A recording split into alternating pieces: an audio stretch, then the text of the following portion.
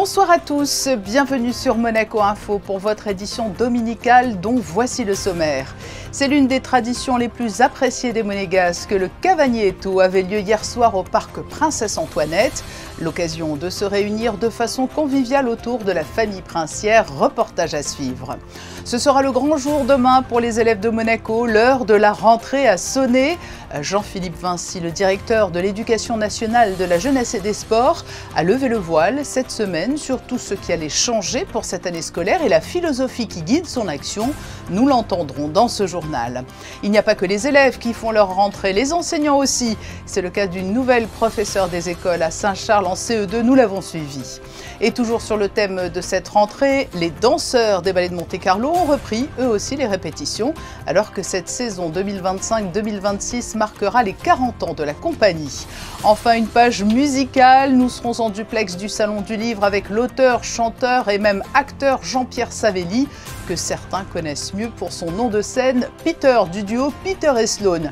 Puis nous irons écouter du Chopin alors que débutait hier soir la deuxième saison des concerts de la voûte. C'est une grande fête populaire qui coïncide traditionnellement avec la rentrée de septembre. À l'heure de la reprise, les Monégasques se réunissent autour de la famille princière dans le joli décor que constitue le parc Princesse Antoinette. Une soirée conviviale, chaleureuse, bon enfant, tout simplement familiale, et à laquelle Sarah Inkari et Lionel Bernardi ont assisté.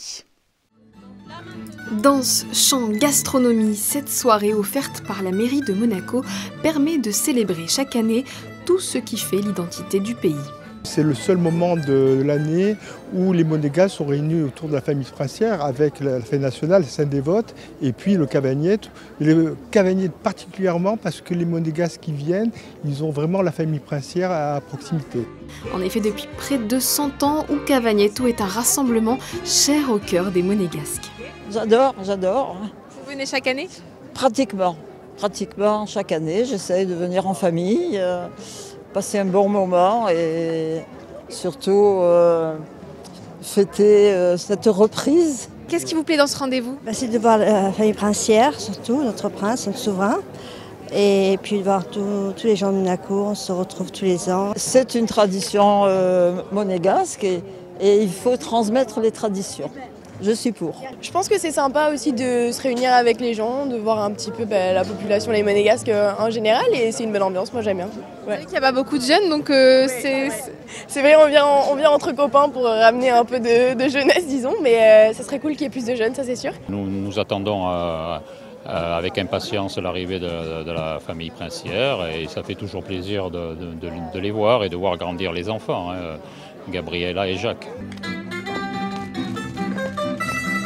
Il s'est ouvert sur une démonstration des danseuses et danseurs de la Palladienne pour qui il n'est jamais simple de se produire devant un tel public. J'avais le cœur qui battait beaucoup, c'était vraiment un peu peur en fait. Même si on fait depuis longtemps, on a toujours un peu le trac ou quoi, voilà. La soirée s'est poursuivie avec une messe traditionnelle animée par la chorale ou cantine d'Arroca. À l'issue de ce temps de recueillement, le buffet a été ouvert. Au menu, des spécialités locales comme la savoureuse soca et ses beignets, spécialité de dolce acqua préparée par le maire de la commune italienne en personne. Da noi è normale che i sindaci lavorano e soprattutto mantengono le tradizioni. Questa dei frescei che facciamo dolce acqua sia con la morù ma anche con i fiori di zucca e anche con le mele, è una tradizione che facciamo tutti gli anni e per noi è un piacere, visto il gemellaggio, poter portare questa tradizione anche agli amici monégaschi. Est-ce que c'est bon? Buonissimo, non buono. Vuoi assaggiare? Excellent, on le confirme. Tandis que la nuit tombe doucement, le terrain omnisport se transforme en piste de danse. Un moment convivial pour profiter d'être ensemble avant de se retrouver dans un peu plus de 2 mois à l'occasion de la fête du prince. Le souverain qui d'ailleurs a rompu la fougasse, une dernière tradition en clôture du Cavagneto 2025. Certains la redoutent un peu, d'autres l'attendent avec impatience. La rentrée scolaire aura lieu demain. Tous les élèves de Monaco vont retrouver leurs établissements ou en découvrir un pour ceux qui rentrent au collège ou au lycée, et même ceux qui étaient déjà scolarisés au lycée Albert Ier, puisque celui-ci déménage sur le site de l'ancien collège Charles III à l'Annonciade, le temps de travaux, pour évoquer tous les changements attendus, au premier rang desquels le No Phone. Nous avons reçu cette semaine Jean-Philippe Vinci. Il est interviewé par Christophe Pacaud. Bonsoir Jean-Philippe Vinci. Bonsoir. On est ravis de vous recevoir parce que la rentrée approche, c'est lundi bien sûr. Tout est prêt en principauté? Tout est prêt. Tout est prêt. Même les changements provisoires, évidemment, les travaux avec le lycée. Ça, oui, important. ça a été un gros travail de tout déménager. Donc le lycée Albert Ier part à l'Annonciade. Et donc ça a été réalisé pendant l'été avec les équipes qu'on remercie. Et tout a été remis à neuf surtout. Ça, c'est important. C'est un service très exposé, vous le savez, pour nos enfants, parce qu'on y tient, ces enfants, c'est l'éducation même. Hein. Et on a l'impression qu'on est de plus en plus proche aujourd'hui, notamment dans votre direction, entre les professeurs et les enfants. On se rapproche un petit peu, on apprend différemment aujourd'hui. Oui, on apprend différemment, et surtout, nous, on a écouté ce que les jeunes avaient à dire. Monsieur le conseiller a essayé de remettre en action la commission consultative jeune. C'est très important pour nous. Donc c'est en fait ces 2 élèves ou 2 jeunes de chaque association qui se réunissent pour échanger. Et c'est eux-mêmes qui nous ont parlé de l'enseignement, de la santé mentale. Donc c'est important pour nous d'écouter les jeunes aussi. Ouais, ce sont des sujets d'aujourd'hui en tout cas, quand on parle de santé mentale. C'est des sujets d'aujourd'hui, tout à fait. Et ça passe par ce fameux, on va tout de suite attaquer le sujet qui fait causer, qui fait parler, ce fameux no phone, parce qu'on a pensé à une pause numérique à un moment. Aujourd'hui c'est no phone, vous l'avez ici. C'est ce que vont découvrir les élèves lundi matin en arrivant. Chaque élève, donc du CM2 jusqu'au lycée, aura cette pochette qui est donnée par l'État. Lorsqu'il rentre dans l'établissement, il met son téléphone dans la pochette qui se verrouille magnétiquement. Et durant le temps donc, dans l'établissement, il n'a pas accès à son téléphone. Pas du tout? Non, pas du tout. Et quand il sort, il déverrouille la pochette avec une petite borne magnétique. Ce qui est important, c'est de comprendre l'objectif, ce qu'il y a derrière. Ce n'est pas de la répression, on pourrait punir plus sévèrement, etc. Ce n'est pas l'idée. L'idée, c'est de faire comprendre que ça rentre dans ce cadre dont vous parliez, c'est-à-dire la santé mentale, le bien-être à l'école. On ne lutte pas contre les écrans, on lutte contre l'addiction. C'est ça qu'il faut bien comprendre. Ce n'est pas du tout la même chose. On fait en même temps nos phones et en même temps des formations sur l'IA. Ce n'est pas contradictoire. Je n'ai rien contre le numérique. En revanche, je suis très soucieux des algorithmes prédateurs, de la tétine numérique, de cette envie répressive de sortir tout le temps le portable. Oui. Et surtout, on vise des effets qui sont très importants, à savoir l'isolement. On sait qu'aujourd'hui, le portable, ça isole les jeunes, que ça les rend anxieux. Il y a beaucoup d'études qui vont dans ce sens. Donc on lutte contre ça. On lutte aussi contre le harcèlement à l'intérieur des établissements, très très important, contre les photos, les vidéos. Et surtout, et c'est un de mes buts pédagogiques, c'est on retrouve une attention en cours. On apprend bien quand on est bien à l'école, c'est bien ça? Voilà, c'est un peu mon idée, c'est que pour bien apprendre, il faut se sentir bien à l'école. Et ça passe par un tas de mesures. On a parlé des établissements importants, les locaux, la prise en charge, les adultes.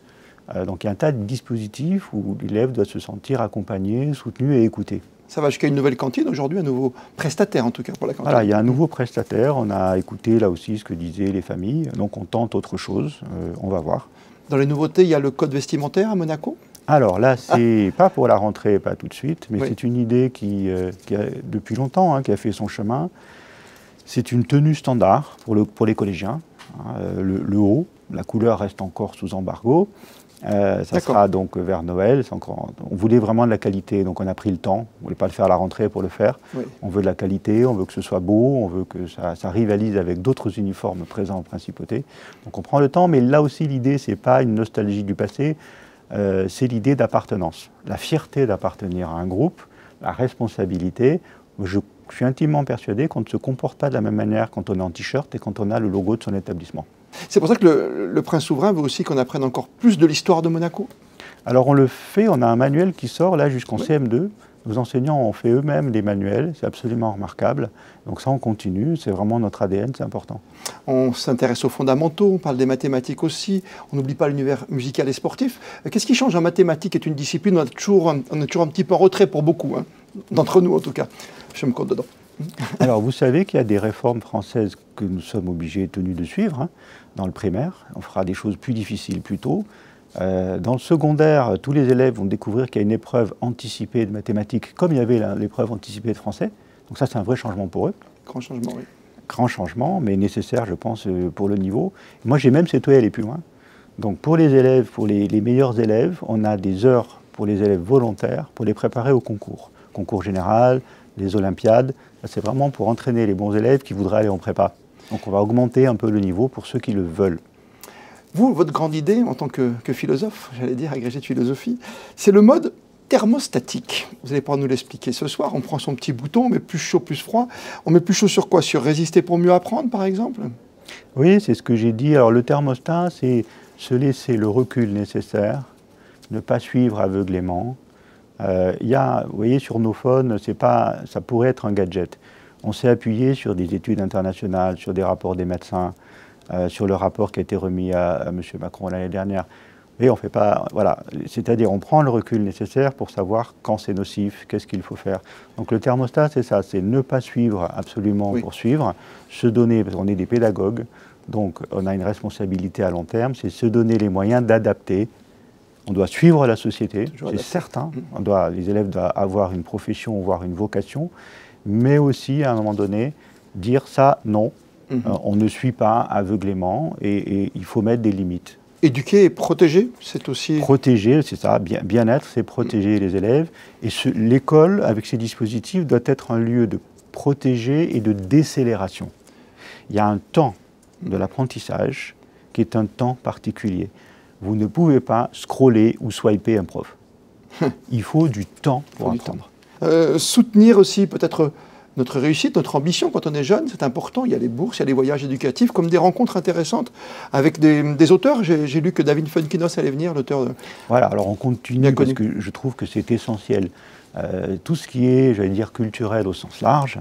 On a effectivement donc, David Funkinos, on a les rencontres philosophiques de Monaco avec lesquelles on travaille toujours. Et là, c'est important, ça rejoint notre conversation juste précédente, c'était on va travailler sur l'estime de soi et sur l'amitié. On a un nouveau partenariat avec l'opéra, ça va être magnifique. Donc la musique, ça va commencer dès la maternelle jusqu'à la terminale pour ceux qui veulent. Là aussi, il faut amener les élèves à la culture. On a des partenariats avec les ballets. Donc tout ça, c'est des choses magnifiques. Des voyages, là aussi, en Chine. Vraiment des choses exceptionnelles, mais ça fait vraiment partie de l'éducation, une éducation au sens large. Plaisir d'apprendre, grâce à vous, toutes les nouveautés de cette grande saison qui arrive. Et je vous le remontre encore une fois parce qu'il faudra prendre l'habitude de le mettre en arrivant dedans. C'est une obligation. Et ensuite, vous pourrez l'enlever comme quand dans un magasin, vous savez, vous prenez des objets qui coûtent un peu cher, vous mettez le petit bouton, hop, et ça s'enlève tout seul et vous rentrez chez vous. Et le soir, vous avez le droit aussi à faire une pause. Ça fera plaisir aux parents. Merci Jean-Philippe Vinci. Merci à vous. D'être venu jusqu'à nous ici sur Monaco Info.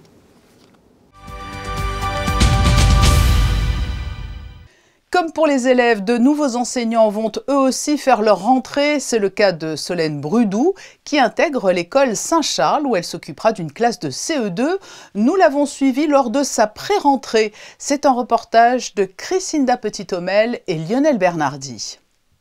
Une école encore silencieuse, mais une salle de classe qui s'anime déjà. Derrière les murs de l'école Saint-Charles, l'effervescence est déjà palpable, car si le corps enseignant se prépare à accueillir d'ici quelques jours les élèves, pour Solène Brudou, c'est un moment unique, sa toute première rentrée en tant qu'enseignante. Elle aura en charge une classe de CE2. Le programme, ils ont été renouvelés là cette année. Il y a des modifications en maths, en français. On est en train de tout bien étudier pour tout préparer. J'ai pu être préparée de par mon master. J'ai effectué une alternance. J'ai déjà eu à charge une classe, donc 2 jours par semaine. Donc c'est la suite logique. J'adore le contact avec les enfants, également le travail en équipe, parce que je ne suis pas toute seule à intervenir au sein de la classe. Un peu stressée tout de même, mais je suis très contente de faire ma rentrée dans cette école. Dernier préparatif avant le grand jour, d'ici quelques heures, ce sont 20 enfants qui franchiront la porte de la classe de Solène et chaque détail compte pour une rentrée sans accroc.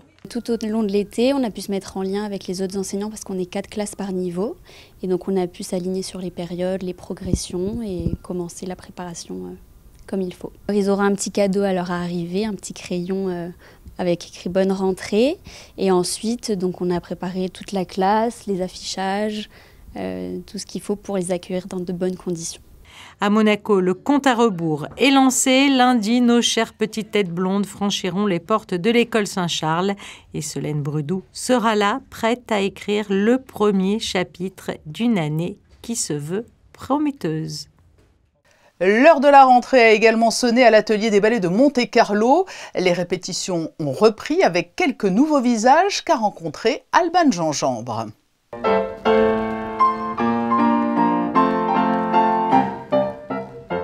Pointe aux pieds, il caresse enfin le sol de l'atelier des ballets de Monte-Carlo. Pour cette rentrée, la compagnie accueille 5 nouveaux danseurs. Parmi eux, la Chilienne Romina Contreras et l'Italien Jacopo Belluzzi. Je trouve la façon comme les danseurs bougent et aussi la variété des danseurs, c'est la chose la plus intéressante. Et aussi de travailler avec un chorégraphe comme Jean-Christophe qui est connu partout dans le monde, c'est quelque chose de très spécial que beaucoup de danseurs rêvent d'essayer. This is a dream company for any dancer, so it means a lot to me to be part of it. I'm looking forward to everything. There's a lot of tours, which means a lot of different audiences in different countries. There is a lot of creations coming as well. So I feel excited, a little bit nervous, and yeah, looking forward. Jean-Christophe Maillot retrouve ses danseurs avec beaucoup de plaisir, prêt à faire briller le ballet. Et parmi les événements marquants, un anniversaire, les 40 ans des ballets de Monte-Carlo. La princesse Caroline a construit cette compagnie de partir de rien en 1985, que moi j'ai eu la chance de participer à la création de cette compagnie en 86 déjà. Et de voir que 40 ans après, elle a vraiment pris une place dans le monde de la danse qui est relativement indiscutable. Donc il y a quelque chose de jouissif et puis à la fois aussi ce sens de la responsabilité qui fait que comment on entretient l'intérêt, la curiosité, la qualité. Ce qui est une richesse indiscutable dans une compagnie de danse, c'est la qualité des danseurs, avec leur personnalité, leur individualité, qui font que ça enrichit toujours le répertoire qu'on a, avec des nouvelles visions, des manières de faire les choses différentes. L'avantage de vieillir fait que on évite certains pièges qu'on connaît, on s'oblige aussi à trouver une manière de ne pas se répéter. Et encore une fois, comme moi, la nourriture chorégraphique vient toujours du danseur que j'ai en face de moi. Le fait que ces danseurs rajeunissent en permanence, puisque moi je vieillis, mais pas eux, ils ont toujours 25 ans, ça me permet d'avoir une fraîcheur et une prise de conscience aussi de la réalité d'un monde qui aujourd'hui est différent de celui d'il y a 30 ans. La saison commence très bien parce on est en train de préparer déjà des créations du mois d'octobre avec ce merveilleux chorégraphe anglais qui s'appelle Paul Lightfoot qui fait une création qui risque d'être assez étonnante. Et moi je commence déjà à travailler ma nouvelle création que je vais présenter au mois de décembre qui s'appelle Ma Bayadère. Et tout en même temps préparant déjà le Cendrillon que nous allons partir et emmener en tournée à Venise. Les danseurs travaillent déjà sur cette programmation bien remplie pour faire honneur à cette institution des ballets de Monte-Carlo. Dans l'actualité en bref de ce dimanche, le Grand Prix d'Italie de Formule 1 à Monza, c'est Max Verstappen qui s'est imposé. Charles Leclerc termine 4e et occupe la 5e place du championnat du monde des pilotes dominé par Oscar Piastri. Le challenge de pétanque Prince héréditaire Jacques, il s'est tenu tout au long du week-end. En finale, c'est la France qui l'a emporté face à la paire belge. Dans le deuxième tableau, le Grand Prix Civiam a été remporté par la triplette Atali Moretti-Cafaro, licenciée dans les Bouches-du-Rhône. Nous y reviendrons avec un reportage complet dans notre édition de lundi 19h.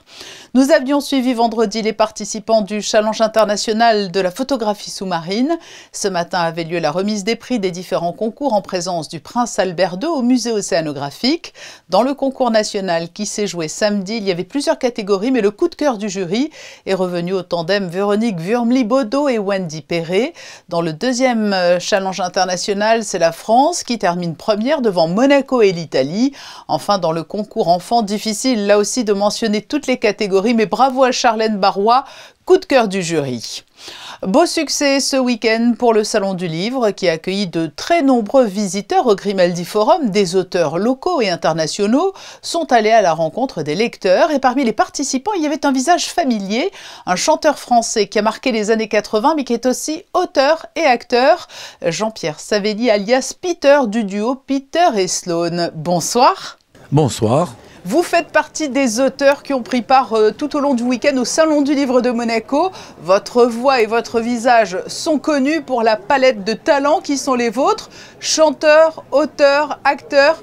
J'imagine que ce type de manifestation doit vous valoir beaucoup d'élan, de sympathie. Oui, voilà, chacun vient me raconter un petit peu ses souvenirs par rapport à des chansons des années 70, des années 80, Goldorak, Michel Legrand. C'est fantastique de rencontrer tous ces gens avec qui on peut discuter, parce qu'en concert, malheureusement, on n'a pas trop le temps. Et quand vous regardez en arrière, qu'est-ce qui vous rend le plus heureux, pour ne pas dire le plus fier ? Le plus fier, c'est d'avoir dit à mes parents à 19 ans, je veux faire ce métier comme mon père, qui chantait à l'époque de Tino. Il s'appelait Carlo Cotti. Et lui, il est parti à 17 ans de Corse. Moi, je suis parti à 19 ans de Toulon. Et d'avoir quand même réussi un beau parcours et d'être toujours là dans les années 2025. Chanteur, auteur, compositeur, producteur. Voilà, je suis fier et surtout heureux d'avoir toujours mes cordes vocales. Oui, et puis c'est vrai que j'imagine que les gens viennent voir très souvent Peter, du duo Peter et Sloan, mais c'est occulté une partie moins connue quand même. Pour toute une génération, vous l'avez dit, vous étiez aussi la voix de Goldorak ou Albator, les dessins animés vedettes. C'est ça, en 78, mais après il découvre qu'il y a eu un avant et un après, parce qu'il découvre que j'ai été la voix du prince dans le Pot d'âne, je chantais la chanson du prince, les uns et les autres, Ciel, Grand Prix de la Rose d'Or d'Antibes, la Révolution française, enfin ils me disent il y a un gros parcours, et c'est pour ça d'ailleurs que mon livre a failli s'appeler « Ah c'était vous », parce que c'est ce que j'entends souvent en radio et en télé, mais bon j'ai pris quand même un titre qui est ma chanson fétiche, « Regarde le jour se lève », ça parle à tout le monde. Oui, et vous faites aussi partie de la joyeuse troupe des concerts des Stars 80. Ça a été un grand bonheur lorsque l'on vous a proposé d'intégrer la tournée puis d'être à l'affiche du film. Absolument. En 2006, quand un producteur est venu nous trouver en disant même si vous chantez plus ensemble, vous êtes chacun de votre côté, est-ce que vous voulez faire des spectacles, des petits spectacles de 300-400 personnes, c'est un peu le film. Hein. Et puis après, c'est devenu des zéniths. Et puis un jour, Thomas Langman est arrivé dans l'affaire en 2011. Et là, il a fait grandir en appelant la tournée Star 80 et le film, le 1 et le 2 auquel j'ai participé. Ça a été un grand bonheur pour moi. Et alors, vous l'avez dit, la raison de votre présence au Salon du Livre de Monaco, c'est la présentation de votre ouvrage, cette biographie intitulée « Regarde le jour se lève ». Votre parcours n'a pas été qu'un rêve éveillé. À travers ce récit, vous souhaitez partager, encourager, montrer que les destins ne sont pas tout tracés ? Absolument. La chance, il en faut beaucoup. Mais il faut beaucoup de travail, parce que quand je rencontre Michel Legrand en 1970, personne ne me croit à Toulon, parce que les musiciens de jazz qui connaissent Legrand me disent « pas possible, t'as pas signé avec lui ». Et pendant 3 ans, il a fait ma carrière, quoi. Il m'a lancé dans ce métier, alors qu'il ne produisait personne. Mais après, il y a des embûches de partout. Je pars en tournée avec Claude François, puis après, je gagne la Rose d'Or d'Antibes, mais Ciel n'a pas suffi, quoi. Ma chanson Ciel n'a pas suffi. Il a fallu s'accrocher pour faire tout ce que j'ai fait. Oui, parce que vous avez un formidable capital sympathie, mais j'imagine que dans toute carrière, il y a les périodes de creux qui sont les plus difficiles et angoissantes à vivre. Absolument, mais j'étais à Paris, j'étais bien entouré, et vous savez, quand je ne chantais pas, parce que et qu'on ne me voyait plus à la télé, les gens me disaient « Ah, on ne vous voit plus à la télé ». J'ai dit « Vous savez, je ne présente pas le journal de TF1 ou de France 2, hein, donc vous ne pouvez pas me voir tous les jours. Des émissions de variété, il n'y en a pas tellement, mais je faisais de la pub, je faisais des chansons pour les autres, j'ai écrit pour Johnny, pour Michel Thor, pour Gilbert Montagnier, pour plein de gens. » Et aujourd'hui alors, quel est votre quotidien du côté de Toulon? Vous animez des ateliers musicaux notamment? C'est ça, avec ma femme, nous avons créé, depuis que je suis revenu à la Valette du Var, près de Toulon, un village que j'ai connu quand je suis parti à 17 ans à Paris, des ateliers comédie musicale, ça chante, ça danse, ça joue la comédie. Notre spectacle est toujours au mois de juin, on l'a fait au Zénith cette année, et voilà, ils chantent les comédies musicales françaises, c'est ce que je mets toujours en avant, la chanson française. Et à côté de ça, nous avons toujours nos spectacles, les années 80, mon hommage à Michel Legrand, que je fais, là, que je viens de faire à la Valette, et que je ferai le 9 novembre au Palais Neptune à Toulon. Ça, j'y tiens beaucoup avec mes musiciens, varois. Donc on a plein de spectacles, avec ma femme, on ne s'ennuie pas du tout. Et pour clore cet entretien, j'aimerais faire un petit clin d'œil à une personnalité qui habite à Monaco, qui est associée au top 50, Marc Toesca. Il y a une anecdote liée au top 50 que peut-être certains ont oublié, mais qui marque un chiffre important pour vous. Alors là, franchement, quand le 4 novembre, on nous a dit qu'on était numéro 1 du top 50, d'abord on ne savait pas ce que c'était, qu'il y avait une nouvelle chaîne qui naissait, qui s'appelait Canal+, et que nous étions les est numéro 1 des ventes, c'est-à-dire les vraies ventes, parce qu'il y a eu beaucoup de dites parades qui étaient un peu faussées, voilà, comme dans d'autres pays. Et là, c'était numéro 1. On vendait 40 000, 45 tours par jour, on n'en revenait pas. Numéro 1 du premier top 50, hein. Du premier top 50, voilà, en 1984, le 4 novembre. Et ça a duré 9 semaines. Merci Jean-Pierre Savelli d'avoir été notre invité à l'occasion de votre passage à Monaco pour le Salon du Livre. Et bon retour dans le beau département presque voisin du Var. Merci beaucoup. Les concerts de la voûte créés l'an passé ont entamé hier soir leur 2e saison à l'église réformée. Au programme, du Chopin et dans l'assistance, Gaëtan Lebrun et Marie-Ève B.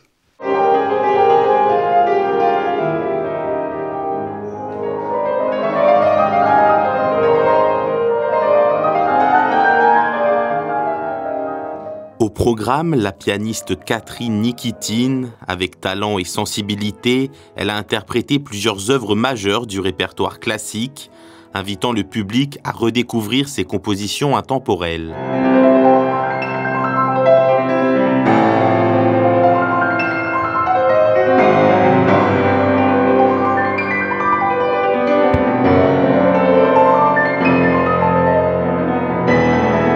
Chaque année, les concerts de la voûte proposent des thématiques nouvelles pour élargir l'horizon musical et rendre le classique accessible à tous. Cette nouvelle édition ne fait pas exception, avec une programmation qui promet diversité et émotion. On va un petit peu accentuer le côté festif et on va avoir une thématique un petit peu par différents pays. Donc en octobre, ce sera Bavière et Belgique pour la bière. En janvier, ce sera autour du Japon, avec 2 artistes japonais qui vont venir jouer des compositeurs japonais et des compositeurs européens. Et donc, il y aura des mets absolument nippons et asiatiques. Toujours dans le côté festif et géographique, nous aurons un concert autour du compositeur vivant Antonio Santana, qui est brésilien. Donc là, ce sera une soirée brésilienne. Et puis, bien sûr, nous développons la collaboration avec l'Orchestre Philharmonique pour présenter des instruments un petit peu plus rares. Par exemple, nous n'avons pas encore eu de cuivre dans cette saison de concert. Donc cette année, il y aura Mathias Persson, trompette solo de l'Orchestre Philharmonique, qui va venir nous raconter l'histoire de la trompette, de la Renaissance au jazz. Et on pourra entendre un petit peu l'orgue aussi à cette occasion. Et puis nous aurons aussi la harpe avec un immense harpiste mondialement connu, Fabrice Pierre, qui lui aussi va faire un voyage autour de l'histoire de la harpe.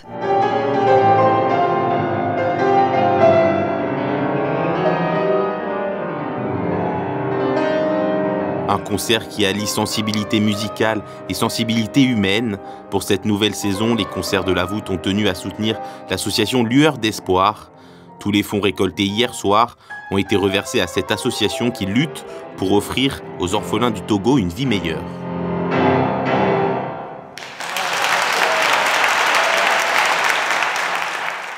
C'est la fin de ce journal. Pour prolonger cet instant info, vous pouvez aller écouter nos podcasts, dont celui d'Axel Sola. Pour ses débuts à l'UFC Paris 4, le combattant originaire de Nice a dominé hier l'Irlandais Rhys McKee au 3e round. Dans un instant, les prévisions météo pour la journée de lundi avec Sarah Inkari. Et demain, à 19 h, c'est Émilie Rousseau que vous retrouverez. Je vous souhaite une très belle et très douce soirée sur Monaco Info.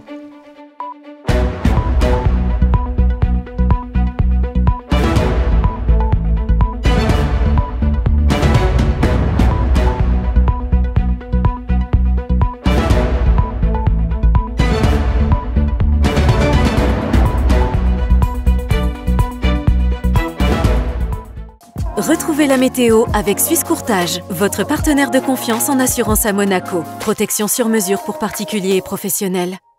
Bonsoir à tous, j'espère que vous avez bien profité du soleil aujourd'hui, car demain la rentrée se fera sous un ciel nuageux. Quelques éclaircies viendront tout de même égayer le début d'après-midi. Concernant les températures, elles évolueront entre 21 et 25 degrés au cours de la journée. C'est légèrement en baisse par rapport à ce que nous avons connu ce week-end. Enfin, ce lundi 8 septembre, nous aurons une pensée pour les Adriens de notre entourage. Et dans l'esprit de la rentrée, nous célébrerons aussi la journée mondiale de l'alphabétisation. Très belle soirée avec nous sur Monaco Info. C'était la météo avec Suisse Courtage, votre partenaire de confiance en assurance à Monaco. Protection sur mesure pour particuliers et professionnels.